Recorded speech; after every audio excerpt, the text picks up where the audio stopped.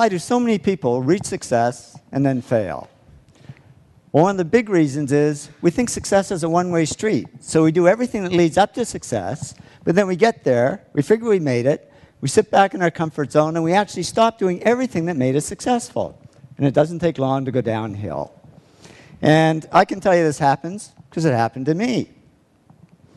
Reaching success, I worked hard, I pushed myself, but then I stopped because I figured, oh, I've made it. I can just sit back and relax.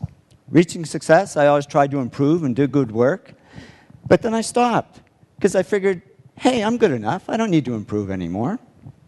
Reaching success, I was pretty good at coming up with good ideas because I did all these simple things that lead to ideas.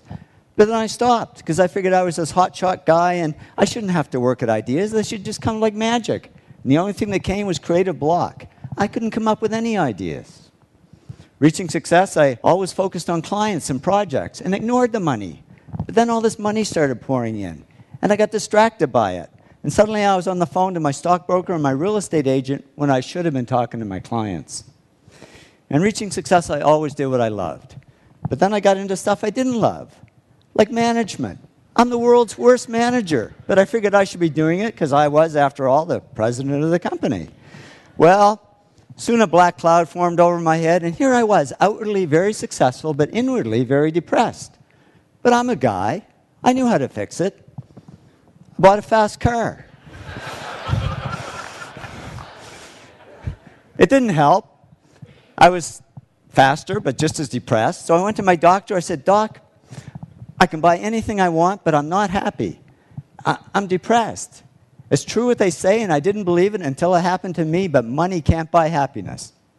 He said, no, but it can buy Prozac. And he put me on antidepressants. And yeah, the black cloud faded a little bit, but so did all the work, because I was just floating along. I couldn't care less if clients ever called.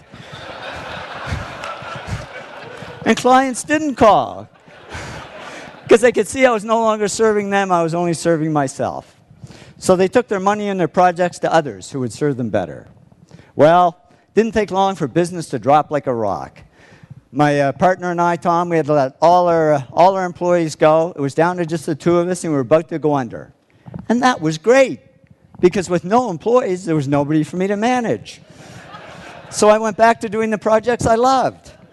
I had fun again, I worked harder, and to cut a long story short, did all the things that took me back up to success, but it wasn't a quick trip.